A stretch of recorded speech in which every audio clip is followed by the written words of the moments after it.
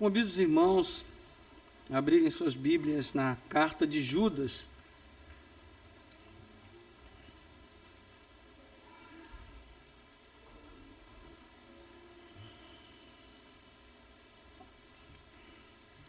Não é um texto muito lido, pelo menos não muito mencionado por nós, não é muito popular, mas tem uma mensagem importante para nós, nesses dias que temos vivido, nesses tempos onde tudo tem se fragmentado de uma maneira tão acelerada, e nós estamos vivendo num mundo que está se esfacelando, um mundo que está desabando. E tem sido um desafio para nós como cristãos permanecermos inabaláveis, permanecermos de pé ou de joelhos, nesse mundo que a cada dia se torna mais desafiador para nós. E cada dia, cada ano que se passa, cada mês, cada semana, essas coisas vão se tornando mais evidentes e nós vamos percebendo que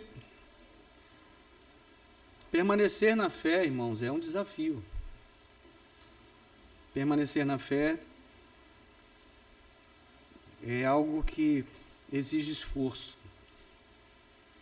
E nós só conseguimos perceber isso quando vemos o quanto a igreja está se descaracterizando.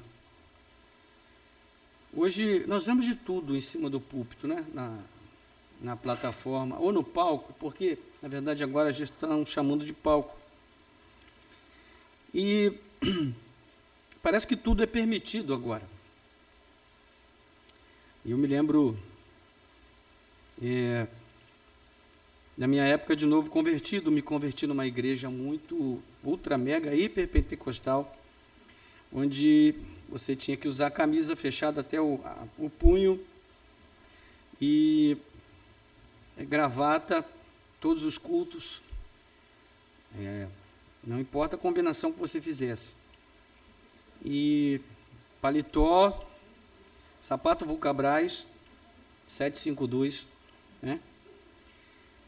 Esse tipo de coisa, quando penso, parece que é no mundo assim, das cavernas, em relação ao que acontece na igreja hoje. Porque saímos de um extremo e viemos para outro extremo. E esse extremo que nós estamos vivendo hoje é um extremo onde parece que a graça, como escreveu Bonhoeffer no seu livro, eu estou citando Bonhoeffer várias vezes, né?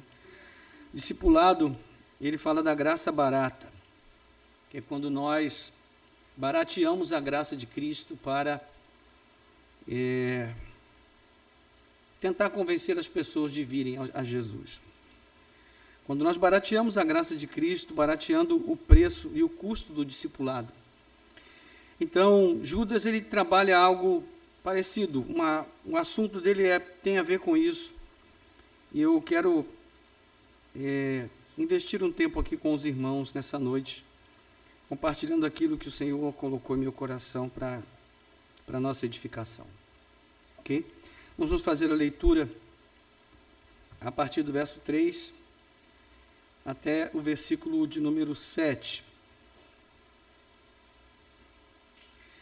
Diz assim: Amados, quando eu me empenhava para escrever-lhes a respeito da salvação que temos em comum, senti que era necessário corresponder-me com vocês para exortá-los a lutar pela fé que uma vez por todas foi entregue aos santos.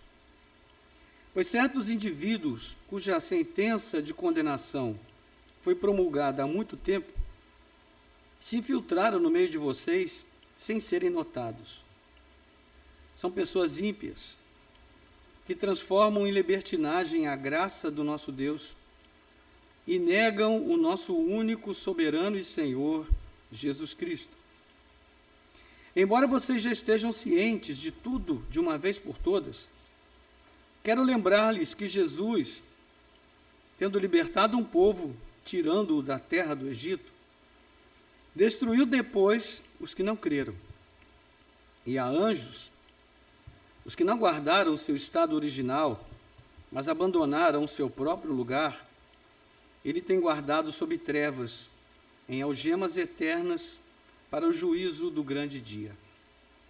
Igualmente, Sodoma, Gomorra e as cidades vizinhas, que também se entregaram à imoralidade e adotaram práticas contrárias à natureza, foram postas como exemplo do castigo de um fogo eterno.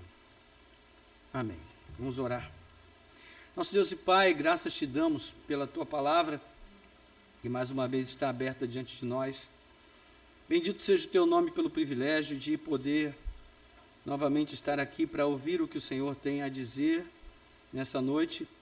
Pedimos ouvidos para ouvir, olhos para ver, discernimento, Senhor, para perceber o que a tua palavra tem a falar aos nossos corações.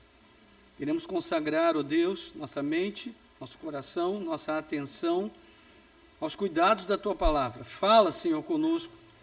Instrui a nossa mente, guia o nosso coração, conduz, Senhor, os nossos passos no caminho da retidão, para que nós não barateemos a graça e não negligenciemos, ó Pai, o privilégio que o Senhor nos tem concedido para que possamos desfrutar dos benefícios maravilhosos que Cristo conquistou para nós. Nós te pedimos e agradecemos. Em nome de Jesus. Amém.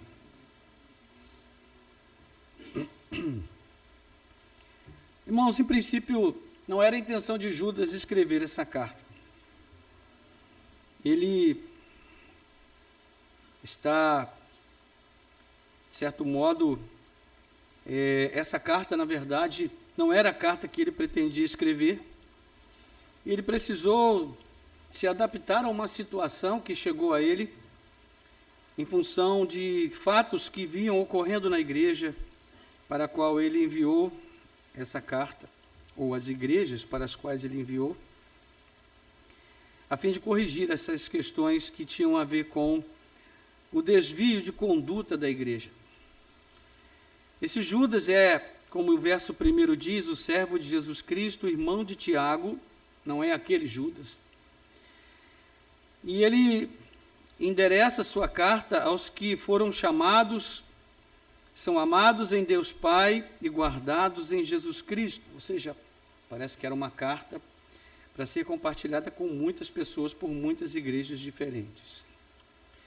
Então Judas, ele diz, olha, quando eu me empenhava para escrever-lhes a respeito da salvação que temos em comum, esse era o assunto primeiro que Judas tinha a intenção de compartilhar, senti que era necessário corresponder-me com vocês para exortá-los a lutar pela fé que uma vez por todas foi entregue aos santos. Então, a primeira coisa que ele coloca é que houve algo urgente que chamou a sua atenção e fez com que ele parasse de escrever o que estava escrevendo antes, para escrever essa carta, que é uma carta pequena, mas que diz respeito a um assunto só. E esse é um assunto que mereceu o cuidado, que mereceu a atenção, mereceu a preocupação de Judas, e por isso ele escreveu essa carta, para corrigir essa situação que vinha acontecendo na igreja ou nas igrejas de uma determinada região. Então, Judas disse que escreveu para exortar os irmãos a lutarem pela sua fé, pela fé que uma vez por todas foi entregue a eles, aos santos. E quando Judas fala da fé, aqui, ele não está falando de credulidade, ele não está falando da capacidade de crer em algo. A fé, aqui, para Judas, é o corpo de doutrina, o ensinamento que recebemos, o evangelho, a doutrina sã que recebemos por parte dos apóstolos, daqueles que vieram depois do Senhor Jesus e trouxeram a sua palavra para nos instruir. Então Judas considera essa palavra, esse corpo de doutrina, ele considera essa instrução que recebemos, esse evangelho são, puro, ele considera isso como um tesouro, como algo pelo que nós devemos lutar para defender. E isso é muito importante, irmãos.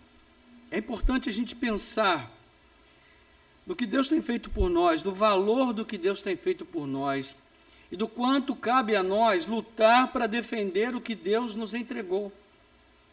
O apóstolo Paulo, escrevendo a Timóteo, ele fala que a igreja é coluna e baluarte da verdade, que ela recebeu de Deus um bom depósito, e esse depósito precisa ser preservado, e para a preservação desse depósito é preciso haver esforço. Não é um esforço físico, é um esforço intelectual, mental, é um esforço espiritual.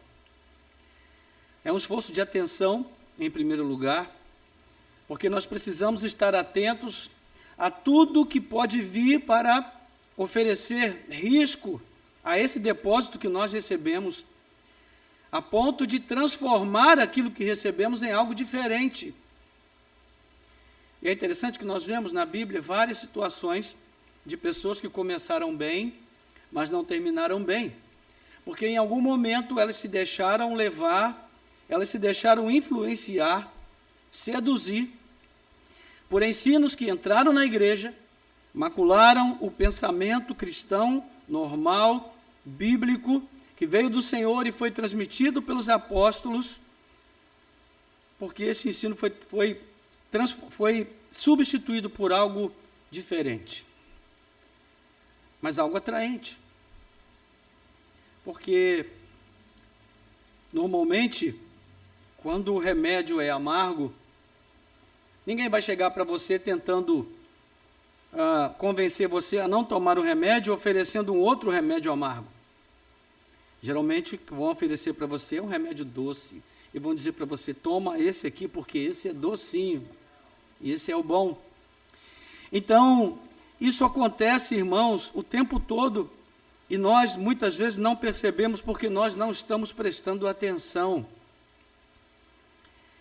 Esse é o momento em que a igreja está sendo assolada por uma série de novos ensinos. E às vezes a gente fica 1 hora, 45 minutos na internet durante a semana, ouvindo, né, várias vezes por dia, ou uma vez por dia, ou várias vezes na semana, essas porções desse remédio doce, que aparentemente é melhor do que aquele que nós temos recebido na nossa igreja, mas que fala mais fácil ao nosso coração. São palavras doces, são promessas doces. Isso tem feito que a igreja se enfraqueça. As pessoas hoje elas não têm mais o poder e a capacidade de suportar os menores ventos de tribulação. E quando as lutas vêm, as pessoas começam a perguntar por quê? Por quê? Por que eu fiquei enfermo? Por que que Deus permitiu que eu ficasse doente? Por que que Deus permitiu que acontecesse isso comigo? Por que Deus permitiu que eu perdesse o emprego? Por quê? Meus irmãos, será que existe algum lugar no Evangelho em que Jesus tenha prometido, olha, se você entregar a sua vida a mim, você estará isento de todo o sofrimento aqui neste mundo? Os irmãos já leram isso em alguma parte do Evangelho? Jesus fez alguma promessa semelhante a essa em algum lugar? Os apóstolos fizeram? Alguém fez? Não. Pelo contrário, Jesus diz, no mundo tereis aflições. A sensação que a gente tem é que o Evangelho de João, de muitas pessoas, esse versículo está escrito assim, no mundo tereis soluções. Porque parece que toda luta, toda dificuldade, tudo que se passa nas nossas vidas precisa ter uma resposta. Aí eu preciso entender por quê. Por quê? Por que que nós temos que entender o porquê de tudo, irmãos? Precisamos ter a humildade de reconhecer que nós somos finitos, nós somos criados por Deus, nós não somos o Criador, nós somos a criatura. O Senhor nos deu a capacidade de racionalizar, de refletir, de ponderar, e há muitas coisas que nós podemos entender, e é bom que nós as entendamos por várias razões, mas veja, nem tudo nós podemos entender. É por isso que nós somos chamados a viver por fé. A fé é uma atitude de confiança num Deus que entende tudo perfeitamente, que sabe tudo perfeitamente, que conhece tudo perfeitamente. E se as nossas vidas estão nas mãos desse Deus, então não há motivo para nós vivermos aflitos e ansiosos, procurando explicação para tudo que nos acontece.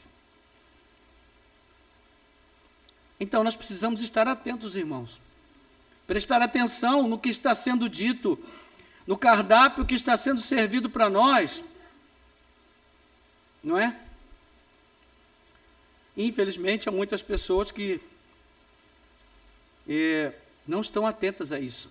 E elas estão se deixando levar por uma série de ensinamentos novos que estão enfraquecendo a igreja. Eu sou do tempo em que os crentes passavam pela moenda e chegavam do outro lado, estrupiados, marcados, mas com a sua fé renovada, com a sua confiança em Deus fortalecida e dispostos a seguir em frente, capazes de fortalecer os demais. Como nós estamos precisando hoje de pessoas na igreja que sejam capazes de ser suporte para aqueles que estão fracos, abatidos, mas parece que hoje está todo mundo abatido. Não tem ninguém mais na igreja que tenha uma palavra de confiança, que diga: meu irmão, fique firme, o Senhor está contigo, Ele está tomando conta de tudo na sua vida. Essa luta, cedo ou tarde, vai passar. E se ela não passar, tenha certeza de que nem a morte pode separar você do amor de Deus que está em Cristo Jesus. Então, por que nós tememos? Por que nós somos tão frágeis? Por que a nossa fé é tão suscetível? É sobre isso que Judas está falando. Nós precisamos batalhar pela nossa fé, irmãos. A segunda coisa importante, além de atenção que nós precisamos ter, nós também precisamos ter intimidade com a palavra de Deus. Nós precisamos conhecer a palavra de Deus. Não sei quantos aqui têm o hábito de fazer jornadas de leitura bíblica ao longo do ano. Não vou me atrever a perguntar quantos já leram a Bíblia inteira pelo menos uma vez, porque eu sei que a maioria aqui já deve ter lido mais de uma vez. É um desafio, irmãos. Não é? Você começa bem, início do ano, esse ano eu vou ler a Bíblia toda, vou comprar até uma Bíblia nova, letra aí, ultra, mega gigante, porque esse ano eu vou arrebentar na leitura bíblica. E aí você começa bem, Gênesis, histórias do começo e tal. Chega ali logo nos primeiros capítulos, tem genealogia, você dá uma engasgada, mas você está motivado, porque o pastor falou que você precisa ler a Bíblia. Então você passa por Gênesis, vai embora, e aí chega em Êxodo, você começa a ler aquelas narrativas aterradoras ali de Êxodo, aquele negócio começa a acender um fogo ali no teu coração, você começa a ficar aflito com a leitura, começa a não entender uma série de coisas, e vem o desânimo, mas você persevera, você continua. E quando chega em Levítico, na verdade, você já está meio que desistindo. E aí você fala: o ano que vem eu começo de novo.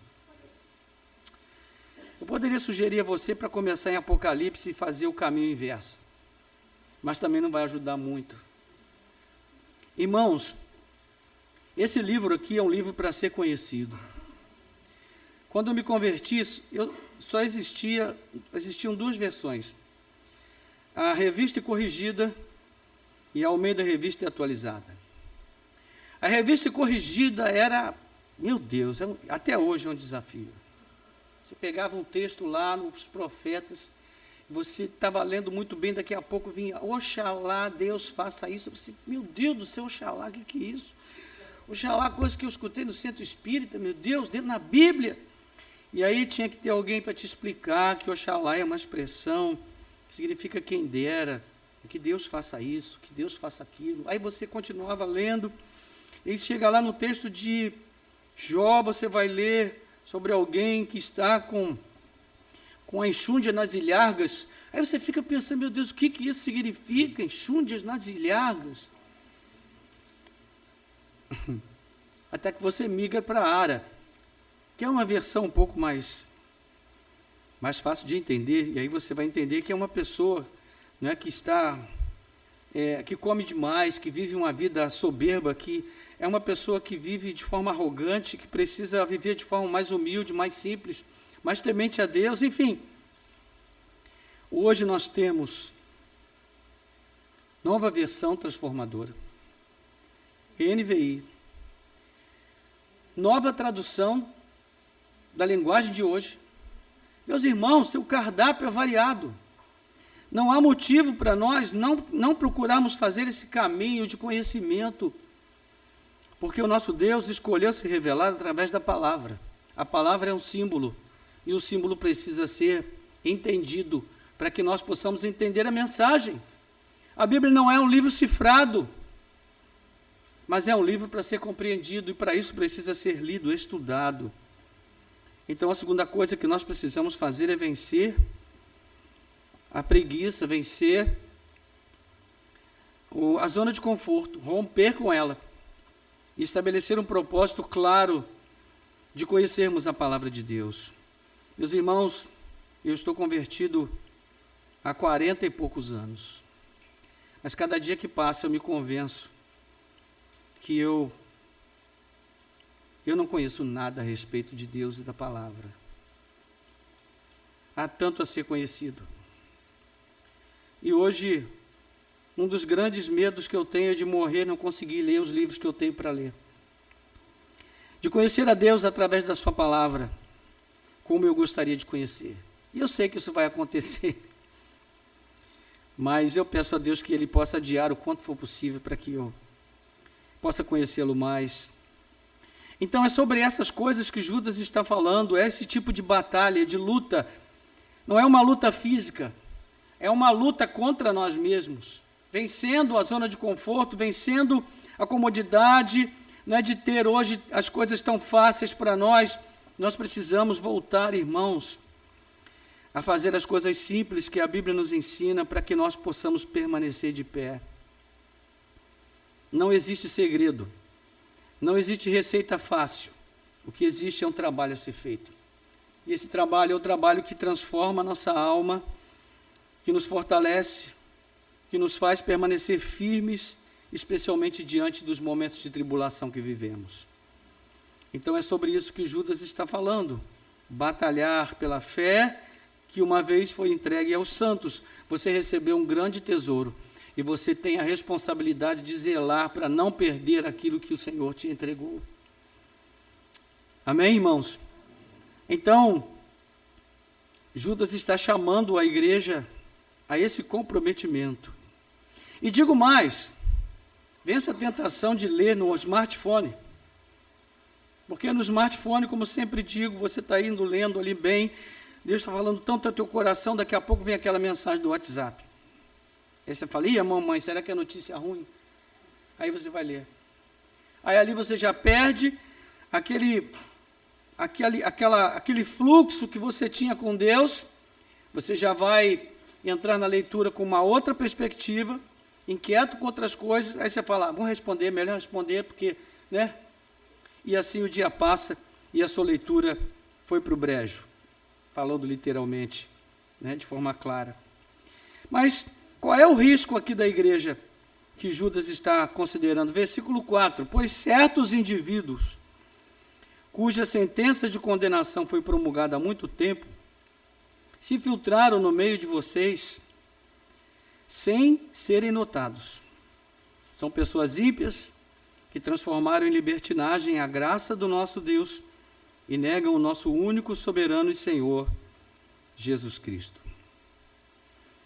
Veja só, Judas está falando de pessoas que se infiltraram na igreja sem serem notadas. Essas pessoas são ímpias. Mas como elas são ímpias e não foram notadas? Como assim?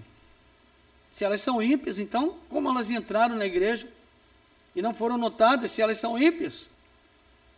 Essas pessoas, elas têm a arte da dissimulação. Elas têm um discurso bonito, meus irmãos. Muito bem arranjado.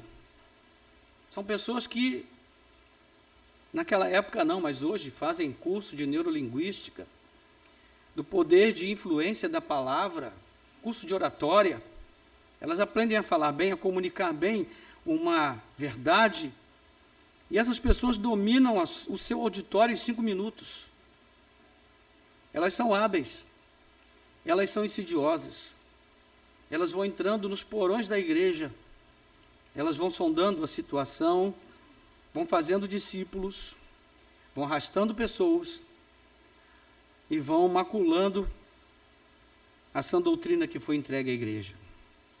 O evangelho se perde, o cristão se perde, mas o pior de tudo é que ele se perde permanecendo na igreja.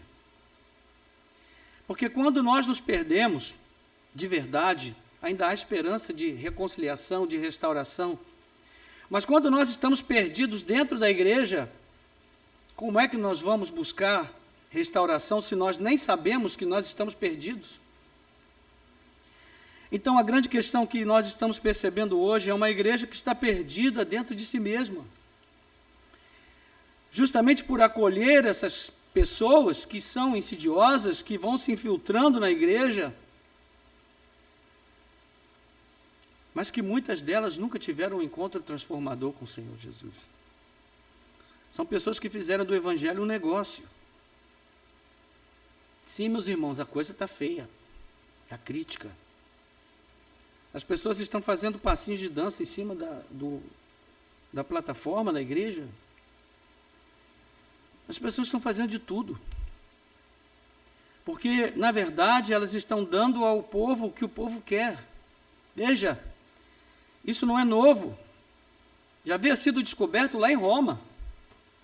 Olha, nós podemos fazer tudo com esse povo, desde que nós demos a eles pão e circo. Pronto.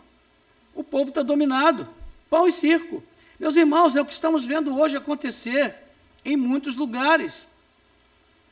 A igreja está recebendo pão e circo e as pessoas estão felizes, elas estão aplaudindo, elas estão ajudando a desenvolver verdadeiros impérios religiosos. E o evangelho está se perdendo nas vidas dessas pessoas. Então Judas está dizendo, olha, e fiquem atentos, existe uma guerra a travar, existe uma batalha a lutar. Judas está falando aqui de algo específico, é uma espécie de heresia que entrou na igreja, sobretudo para atacar a graça de Deus. Existem duas coisas que podem destruir o poder da graça na igreja. Uma delas é o legalismo. O legalismo ele pode destruir o poder da graça, porque o legalismo ele nos ensina que nós precisamos fazer algo para merecer a salvação. Não precisa necessariamente ser guardar a lei toda, os mandamentos. Não. De repente alguém diz para nós, olha, se você for fiel no dízimo, Deus Ele vai te livrar, vai ser só vitória na tua vida. E aí você se torna fiel no dízimo pelo motivo errado. Você faz um investimento esperando receber uma recompensa. Mas em nenhum lugar do Evangelho nós encontramos promessas em relação a isso. Se você não faltar a nenhum culto, estiver ali religiosamente todos os cultos da igreja, certamente Deus vai te abençoar. É correto frequentar os cultos da igreja? Sim, mas pelos motivos certos. Então, o legalismo ele pode assumir várias formas. E sim, ele pode assumir a sua forma mais explícita e mais comum, que é através do cumprimento de regras.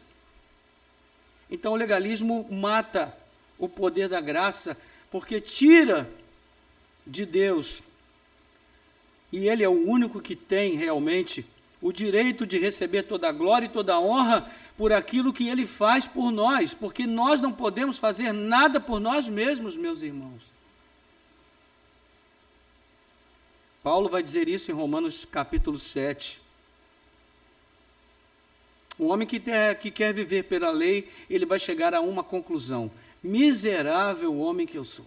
Essa é a conclusão de quem quer viver pela lei. Mas existe uma outra coisa que pode também destruir o poder da graça, que é o antinomismo, a libertinagem. É quando você considera a graça uma graça vulgar, barata, e então você pensa, bom, como eu estou na graça, eu não preciso mais viver uma vida de santidade, eu não preciso mais buscar o caminho da retidão, eu não preciso mais fazer nada porque Cristo já fez tudo por mim. Esse é um outro extremo, que também mata a graça. Porque, meus irmãos, a graça é graça para nós, mas para Deus, ela custou tudo. Para Cristo, ela custou tudo. Então, a palavra do Senhor nos chama a uma reflexão a respeito também da maneira como nós estamos lidando com a graça. E essa libertinagem aqui, ela vai na direção da lascívia, ela vai na direção da imoralidade sexual, de pessoas que se entregaram a uma vida promíscua dentro da igreja porque foram convencidas por essas pessoas, por esses indivíduos que insidiosamente penetraram na igreja. São ímpios, mas não foram notados. Você percebe? Sabe como a gente pode definir isso daqui com título de filme? Dormindo com o inimigo. Você está ali, o falso profeta está levando você a uma reflexão distorcida da palavra de Deus, está distorcendo o evangelho na tua mente, no teu coração, levando você, a partir disso, a considerar a sua relação com Deus em termos totalmente distorcidos da verdade. Mas você não percebe. Porque ele é ímpio, mas não é notado como ímpio. Ele é dissimulado. E olha, Paulo vai falar em 2 Coríntios que Satanás ele se transfigura em anjo de luz para enganar até os próprios escolhidos. Então, meus irmãos, sejamos criteriosos com aquilo que nós ouvimos, com aquilo que nós deixamos entrar nos nossos ouvidos, nos nossos olhos. E todos nós somos suscetíveis a isso todos os dias, o tempo todo. E se nós não estivermos atentos, também nós podemos nos perder nesse mesmo caminho. Então Judas, ele vai trazer à memória da igreja algo que a igreja sabe, mas às vezes esquece. Versículo 5, ele diz: embora vocês já estejam cientes de tudo de uma vez por todas, eu quero lembrar-lhes que Jesus, tendo libertado um povo, tirando-o da terra do Egito, destruiu depois os que não creram. Peraí, Jesus? Como assim? Na sua Bíblia está escrito Jesus também? Na minha também está Jesus. Ué, mas foi Jesus que tirou o povo do Egito, irmãos? Sim ou não? E agora, hein? E agora, hein? Então, o que Judas nos ajuda a perceber aqui é que o Evangelho todo é sobre Cristo. Toda a Bíblia é sobre Jesus. Então ele tem a liberdade de dizer: Jesus tirou o povo do Egito, depois destruiu aqueles que não creram no deserto, caiu toda uma geração. 40 anos de peregrinação. Quando eles chegaram a Cades Barneia, estavam a poucos dias de entrar na terra, mas a incredulidade os condenou a 40 anos de peregrinação. E Judas diz que foi Cristo quem libertou o povo do deserto. E também ele diz que os anjos, os que não guardaram o seu estado original, mas abandonaram o seu próprio lugar, ele os tem guardado sob trevas, em algemas eternas, para o juízo do grande dia. Agora ele sai da dimensão terrena e ele entra num julgamento que aconteceu num tempo que não temos a menor ideia, mas que foi certamente antes, talvez, da criação do próprio mundo, quando anjos que não guardaram o seu estado original foram condenados e estão aguardando o julgamento final. E por fim, ele vai lembrar do que aconteceu a uma cidade que serviu de exemplo lá no início das narrativas de Gênesis, uma cidade chamada, na verdade, duas cidades, Sodoma e Gomorra, que eram marcadas pela prática do homossexualismo e de todas as formas de prostituição e imoralidade sexual que você possa imaginar.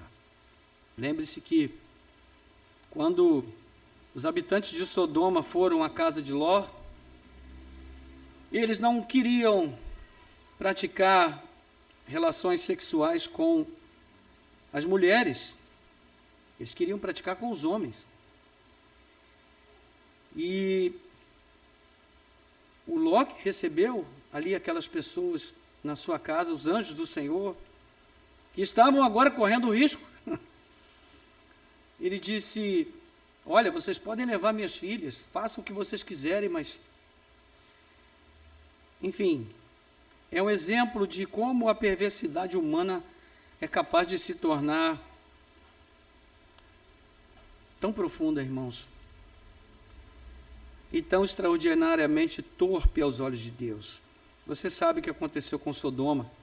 A cidade foi consumida pelo fogo. Então Judas está dizendo: olha, esses ímpios que se disfarçam tão bem que as pessoas não percebem que eles entraram no meio da igreja e estão dissimulando, estão levando a igreja por um caminho divergente daquele que a palavra de Deus ensina, estão maculando a sã doutrina na igreja, eles também serão punidos e terão a sua cota de castigo e de juízo, porque ninguém vai escapar.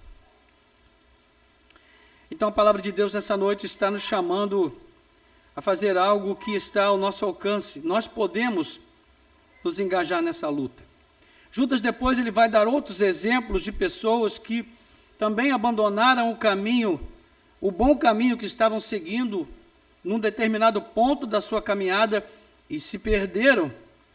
Mas no final, ele vai mostrar que todas essas pessoas tiveram o mesmo fim, porque elas também fizeram as mesmas escolhas erradas.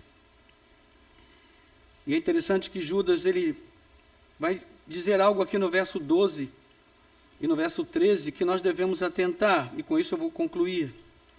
Ele diz assim: esses são como rochas submersas nas festas de fraternidade que vocês fazem, banqueteando-se com vocês sem qualquer receio.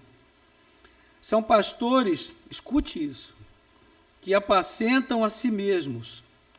São nuvens sem água, impelidas pelo vento. São árvores que em plena estação dos frutos continuam sem frutos, duplamente mortas e arrancadas pela raiz. São ondas bravias do mar que espumam as suas próprias sujeiras.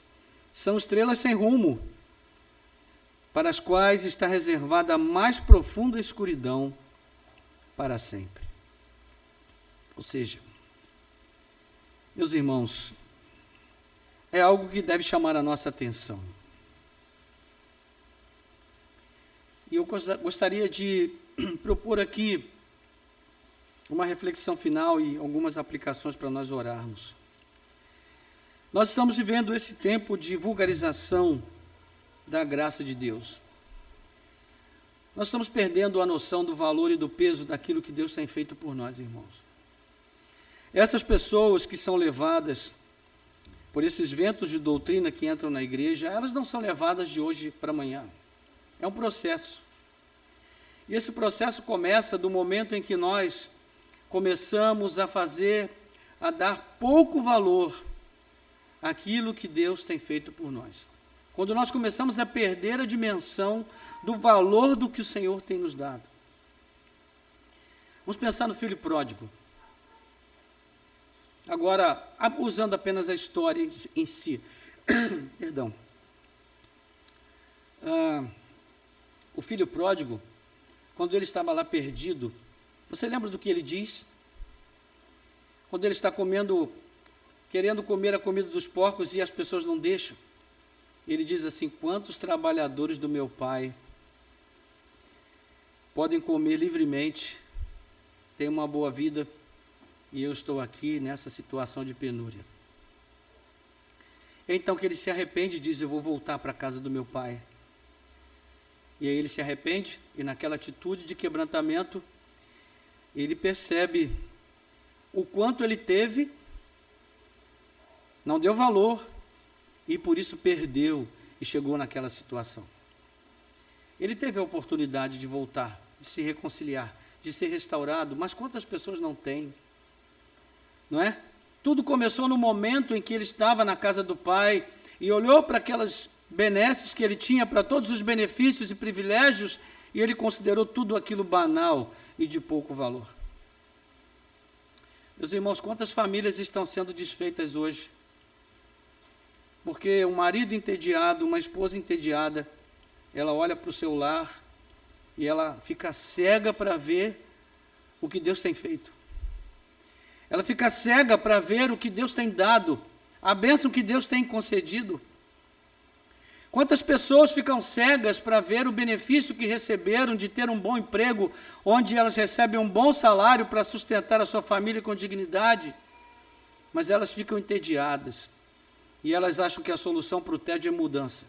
E eu digo para você, a solução para o tédio é oração. Porque o tédio é algo que vai nos perseguir durante toda a nossa vida. Nunca vai haver uma situação em que nós vamos estar tão satisfeitos que não haverá lugar para tédio na nossa vida. Sempre vai haver, irmãos, porque só existe uma pessoa que pode preencher todas as necessidades da nossa alma, e essa pessoa é Deus. Não há dinheiro, nem emprego, nem relacionamentos, nem coisa alguma que possa mudar isso. Então eu digo para você, olhe para o que Deus tem feito. Olhe para a sua casa, veja como Deus tem te abençoado. Olhe para a sua família, para o seu lar, para os seus filhos, para a sua esposa, para o seu marido. Olhe para o que o Senhor tem feito para transformar a sua vida. Lembre-se de onde você veio, de onde você caiu, de onde o Senhor te tirou. E pense no valor de tudo isso, no peso dessa graça sobre a sua vida. Não permita que ela se torne algo banal para você, a ponto de você começar aos poucos, se desviar do caminho e se perder, sem sequer perceber o que aconteceu com você. Então, meus irmãos, aqui é um processo de não permitir que comece.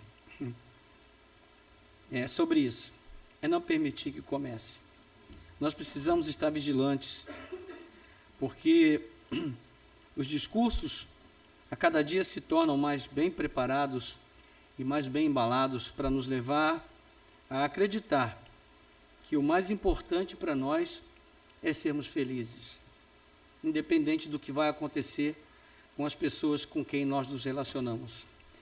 Esse discurso de que o mais importante é ser feliz está matando a muitas pessoas, destruindo a vida de muitas pessoas. Porque, veja, não há como ser feliz, primeiro, sem Deus. Não há como ser feliz sem ter Cristo na vida. Não há como ser feliz sem viver um relacionamento, porque o relacionamento nos ensina o valor do outro e o nosso próprio valor. Não há como ser feliz sem sacrifício, sem luta, sem trabalho, sem esforço, sem humildade. Não há como ser feliz sem pagar o preço da submissão, da mútua submissão. São essas coisas que realmente trazem a possibilidade de uma vida realmente feliz para nós, irmãos. Felicidade não é uma receita, é uma construção.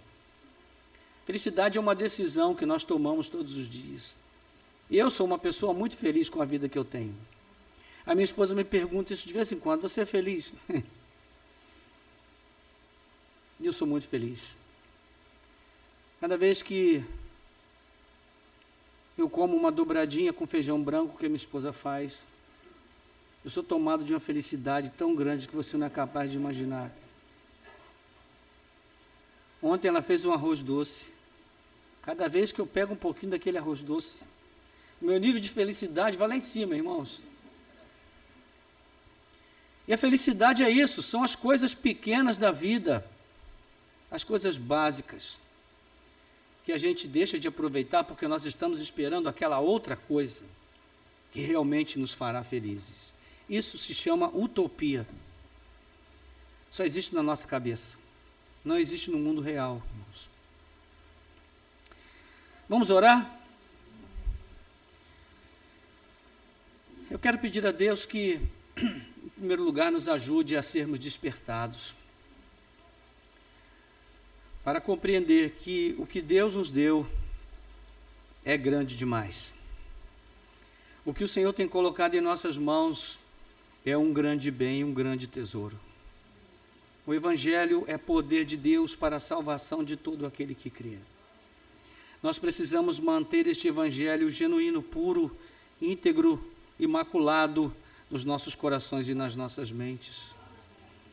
Eu quero pedir a Deus que também nos ajude a ter a prontidão, a disposição de lutar por isso. Lutar estando atentos aos perigos, aos riscos, às ameaças que vêm para tirar de mim aquilo que Deus tem me dado.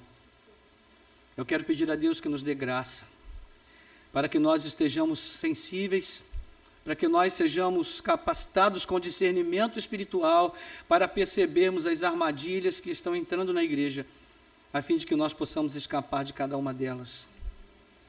E que o Senhor nos ajude a viver na graça, não buscando jamais o caminho do legalismo, mas também não caindo no fosso do antinomismo, da libertinagem, tornando barata e comum a graça que Deus tem nos dado.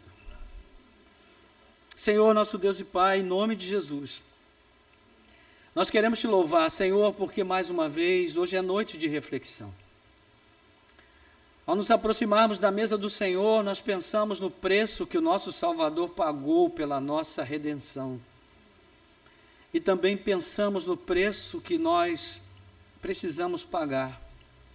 Não para receber algo, porque o Senhor já nos deu tudo, mas para oferecermos a Ti as nossas vidas como uma oferta viva, um sacrifício vivo de culto, de adoração, de celebração ao Teu nome, de adoração ao Teu nome santo, Senhor. Uma vida que glorifique a Ti por tudo que o Senhor já tem dado e já tem feito na vida de cada um de nós, a grande salvação que o Senhor nos deu, a grande obra que o Senhor tem realizado em nossas vidas. Ajuda-nos, ó Deus, a estarmos atentos para não permitir que esse Evangelho genuíno e puro seja maculado em nossas almas, por darmos ouvido, Senhor, a outros ensinos que, por mais glamurosos que pareçam, ainda assim, Senhor, nos afastam do genuíno Evangelho da palavra do Senhor. E o próprio Evangelho nos adverte que ainda que um anjo do céu venha trazendo outro Evangelho que não seja aquele que o Senhor nos entregou, que ele seja maldito, que ele seja rechaçado. Então, Senhor, também ajuda-nos a termos a disposição de batalharmos por isso, de lutarmos, Senhor, tornando sensíveis, ó Pai, os nossos ouvidos, os nossos olhos, para perceber o que está vindo na nossa direção, o que está sendo oferecido, o que está sendo dito, que o Senhor nos dê a capacidade, o discernimento para percebermos essas ameaças que hoje se avolumam na igreja, mas que vem, Senhor, com um discurso tão bem preparado, um poder de convencimento tão grande, Pai.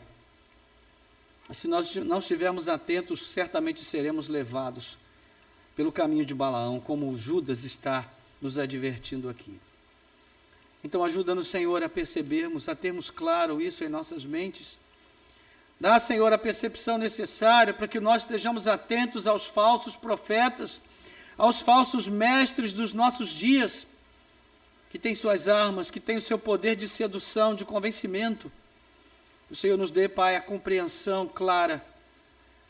E a partir, Senhor, desse engajamento com a Tua palavra, da comunhão contigo, da vida de oração, a vida piedosa na Tua presença, nós possamos desenvolver esta habilidade de perceber e rechaçar essas ameaças que vêm, ó Deus, para tirar de nós aquilo que o Senhor nos tem dado, para que nós não percamos esse tesouro que foi entregue a nós, esta fé santíssima que nos foi dada de uma vez por todas, a sã doutrina que o Senhor nos entregou, para que nós sejamos os guardiões daquilo que o Senhor colocou em nossas mãos. Então, Senhor, desperta, capacita, renova, Senhor, a fé, renova a comunhão contigo, com a tua palavra. Renova, Senhor, o teu filho, a tua filha, que está se sentindo cansado, fraco, que está entediado. Não permita que ele ou ela tomem atitudes, ó Deus, precipitadas, das quais vão se arrepender lá na frente. Que o Senhor traga sabedoria, discernimento. Que o Senhor dê um novo olhar sobre a família, sobre o trabalho, sobre a igreja, sobre tudo que o Senhor tem dado, tudo de bom que o Senhor tem colocado em suas mãos, e que muitas vezes, Senhor, passa a ser desconsiderado e banalizado por um momento, Senhor, onde a mente não está bem, o coração não está bem. É o momento de procurar o Senhor, de buscar a tua face, de colocar a vida no teu altar e pedir: Senhor, renova, Senhor, restaura, Senhor, fortalece, Senhor. E não permita que os pés caiam no laço. Ó Deus, nós te pedimos, guarda as nossas vidas, Pai. Guarda as nossas mentes, guarda os nossos corações. Nós oramos assim com gratidão, em nome de Jesus. Amém.